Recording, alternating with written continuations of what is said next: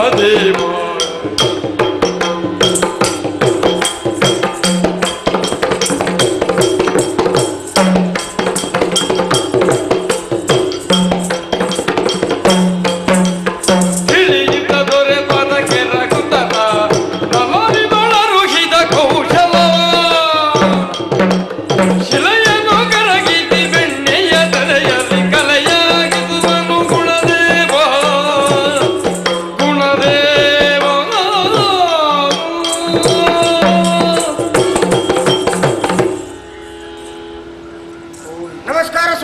ನಮಸ್ಕಾರ.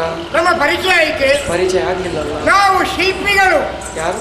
ಶಿಲ್ಪಿಗಳು. ಶಿಲ್ಪಿಗಳು? ಹೌದೌದು. ಶಿಲ್ಪಿಗಳು ಓ ಶಿಲ್ಪಿಗಳು ಅಂತ ಹೇಳಿದ್ರೆ ಜಲ್ಲಿ ಹೊರುವವರು. ಜಲ್ಲಿ ಹೊರುವವರು ಎಂತ ಮಾತಾಡ್ತೀವಿ? ಅಲ್ಲ, ಅವರನ್ನು ಶಿಲ್ಪಿಗಳಂತ ಹೇಳಲೇಬಹುದು. ಯಾಕೆ ಗೊತ್ತುಂಟ, ಒಬ್ಬೊಬ್ಬರಲ್ಲಿ ಒಂದೊಂದು ರೀತಿಯ ಕಲೆಗಳಿರ್ತದೆ. ಈ ಪ್ರಪಂಚದ ವ್ಯವಸ್ಥೆಗೆ 4 ಜನರನ್ನು ದೇವರು ಸೃಷ್ಟಿ ಮಾಡಿದ್ರಂತೆ. ಯಾರನ್ನ?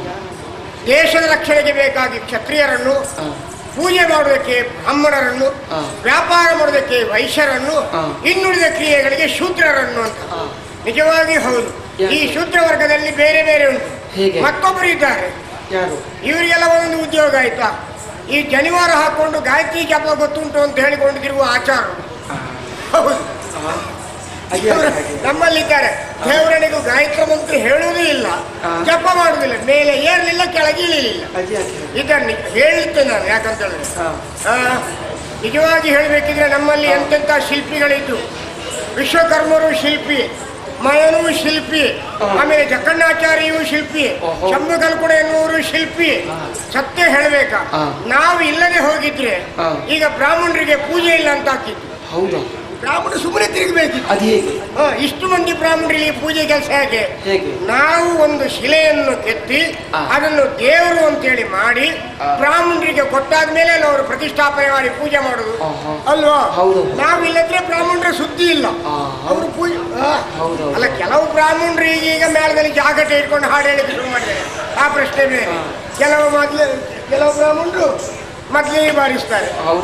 ಆದ್ರೆ ಒಂದುಂಟು, ಏನ್ ಗೊತ್ತುಂಟ, ಸತ್ತ ದನದ ಚರ್ಮವ ಬುದ್ಧಿ ಇದ್ದವರ ನೆತ್ತೆಗಿಡಿಸುವ ಮೊದಲೇಗಾರನ ಊರಿಂದ ಒತ್ತು ಹೊರಗೋಡಿಸಿರುವ. ಇಲ್ಲ, ನಿಜವಾಗಿ ಪೂಜೆ ಮಾಡುವ ಕೈಗಳೇ ಆ ಸತ್ತ ದನದ ಚರ್ಮ ಬಪ್ಪಂಪು ಬಪ್ಪಂಪು ಬಪ್ಪಂಪು ಅಂತೇಳಿ ದೇವರಿಗೆ ರಜೆ ಪ್ರಶ್ನೆ ಬೇರೆ ಅಲ್ವಾ? ಓ ಅಲ್ಲಿ ಚೆಂಡೆ ಒಳಗೆ ಇತ್ತು dumbbell dumbbell dumbbell dumbbell dumbbell. ಹೌದು, ಅದೇ ಉದ್ಯೋಗ. ಇವ್ರಿಗೆ ಅದು ಉದ್ಯೋಗ ಹೇಳಿ. ಅದೇ ಯಾರು ಮಲ್ಲಭಾಸ್ಕರದ ನೀವು ಸುಮ್ಮನೆ ಅದಲ್ಲಪ್ಪ. ಹಾಗೆ ಒಬ್ಬೊಬ್ಬರು ಒಂದೊಂದು ಉದ್ಯೋಗದಲ್ಲಿ ಇರ್ತಾರೆ. ನಿಜವಾಗಿಯೂ ಬೆಟ್ಟದ ಬುಡದಲ್ಲಿ ಒಂದು ಕಲ್ಲು, ಅದು ಅಲ್ಲೇ ಬಿದ್ದಿದ್ರೆ ಬರೀ ಕಲ್ಲಾಗಿ ಉಳಿತದೆ. ಅದನ್ನು ಅದರ ಕೆಲಸವನ್ನು ತಿಳಿದಂತಹ ಶಿಲ್ಪಿ ಅದರ ಶಿಲೆಯನ್ನು ನೋಡಿ ಆ ಶಿಲೆಯನ್ನು ಕೆತ್ತಿ ದೇವರಂತ ಮಾಡಿದಾಗ ಮಾತ್ರ ಸಾವಿರ ಜನಗಳು ಬಂದು ಅದನ್ನು ಪೂಜೆ ಮಾಡ್ತಾರೆ. ನೋಡಿ, ಈ ನಮ್ಮ ಜೀವನ ಅಂತ ಹೇಳಿದ್ರೆ ಮನುಷ್ಯರ ಜೀವನಕ್ಕೆ ಒಂದು ನೀತಿ ಪಾಠವನ್ನು ಸಾರುವವರು ನಾವು. ಹೌದು, ಬದುಕಿನಲ್ಲಿ ಅನೇಕ ಕಷ್ಟವನ್ನು ಅನುಭವಿಸಿ ಮತ್ತೆ ಸುಖವನ್ನು ಕಾಣುತ್ತಾರೆ ಎನ್ನುವುದಕ್ಕೆ ನಾವು ಒಂದು ದಾರಿಯನ್ನು ಮಾಡಿಕೊಟ್ಟಿದ್ದೇವೆ. ಹೇಗೆ ಗೊತ್ತುಂಟ? ಒಂದು ಕಲ್ಲನ್ನು ಅದರ ಸೆಲೆಯನ್ನು ನೋಡಿ ಅದನ್ನು ನಾವು ಕೆತ್ತುತ್ತೇವೆ. ಮೂರ್ತಿಯ ಸರಿ ಪೆಟ್ಟು ತಿನ್ನಂತಹ ಕಲ್ಲು ಗರ್ಭಗುಡಿಯಲ್ಲಿ ದೇವರು ಅಂತೇಳಿ ಪ್ರತಿಷ್ಠಾಪನೆಗೊಂಡು ಪೂಜೆ ಮಾಡ್ತದೆ. ಸ್ವಲ್ಪ ಪೆಟ್ಟು ತಿಂದ ಕಲ್ಲು ಅದರಲ್ಲಿ ದ್ವಾರಪಾಲಕರಾಗಿರ್ತದೆ. ಅದಕ್ಕಿಂತಲೂ ಸ್ವಲ್ಪ ಕಮ್ಮಿ ಪೆಟ್ಟು ತಿಂದ ಕಲ್ಲು ಅದನ್ನು ಧ್ವಜಸ್ತಂಭ ಅಂತ ಮಾಡ್ತಾರೆ. ಇನ್ನು ಏನೂ ಪೆಟ್ಟು ತಿನ್ನದ ಕಲ್ಲು ದಾರಿ ಬದಿಲಿ ಮೆಟ್ಲು ಕಲ್ಲು ಅಂತ ಇರ್ತದೆ. ಅದಕ್ಕೆಲ್ಲ ನಡ್ಕೊಂಡು ಬಂದವರು ಇದ್ದ ಹೇಸಿಗೆಯನ್ನೆಲ್ಲದಕ್ಕೆ ಒರೆಸಿ ಹಳೆ ಮೆಟ್ಟನ್ನೆಲ್ಲ ಇಟ್ಟು ಹೋಗ್ತಾರೆ. ಹಾಗೆ ಜೀವನದಲ್ಲಿ ಯಾರು ಹೆಚ್ಚು ಪೆಟ್ಟು ತಿನ್ನುತ್ತಾನೋ ಅವನು ದೇವರಾಗಿ ಮಾರ್ಪಾಡಾಗ್ತಾನೆ ಎನ್ನುವುದಕ್ಕೆ ನಾವು ದಾರಿ ಮಾಡಿ ಕೊಟ್ಟದ್ದು. ಸತ್ಯ ಹೇಳ್ಬೇಕಿದ್ರೆ ಈ ಆಚಾರ್ಯರಿಗೆ ಕೆಲಸ ಇರಲಿಲ್ಲ. ಅವ್ರು ನಾವು ಕೆತ್ತುದನ್ನು ನೋಡಿ ಸ್ವಲ್ಪ ಕಲ್ತಿದ್ದು. ಹೌದು, ನಾವು ಕಲ್ಲು ಕೆತ್ತುದನ್ನು ನೋಡಿ ಅವರು ಮರ ಕೆತ್ತಲಿಕ್ಕೆ ಶುರು ಮಾಡಿದ್ರು. ಅವರನ್ನು ಕಾಷ್ಟಶಿಲ್ಪ ತಜ್ಞ ಅಂತ ಕರೆಯಲ್ಪಟ್ಟಿತ್ತು. ಹೌದು, ಮತ್ತೆ ಕೆಲವರಿಗೆ ಕಂಚಿಂದು ಕಬ್ಬಣದು ಚಿನ್ನದ ಕೆಲಸ ಮಾಡ್ಲಿಕ್ಕೆ ನೋಡು, ಅವರನ್ನು ಲೋಹ ಶಿಲ್ಪ ತಜ್ಞ ಅಂತೇಳಿ. ನಿಜವಾಗಿಯೂ ಶಿಲೆಯಲ್ಲಿ ನಾವು ಅದನ್ನು ಬೆಣ್ಣೆ ತರ ಕರಗಿಸಿ ಅದರಲ್ಲಿ ಕಲೆಯನ್ನು ಮೂಡಿಸಬಲ್ಲಂತ ಅರ್ಹತೆ ಇರೋದು ನಮಗೆ ಬಿಟ್ಟರೆ ಬೇರೆ ಯಾರಿಲ್ಲ.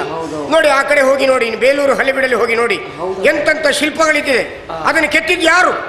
ನಮ್ಮಂಥವ್ರೆ, ನಾನಲ್ಲ, ನಮ್ಮಂಥವ್ರೆ ಶಿಲ್ಪತಜ್ಞರು.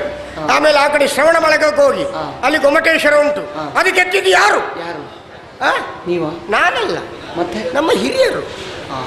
ಕಾರ್ಕಳದ ಗುಮ್ಮಟಕ್ಕೆ ಎತ್ತಿದ್ಯಾರು? ನಾನಲ್ಲ, ಯಾರು ಅಂತ ಕೇಳಬೇಡಿ, ಅದು ನೀವು. ನಮ್ಮ ಹಿರಿಯರು.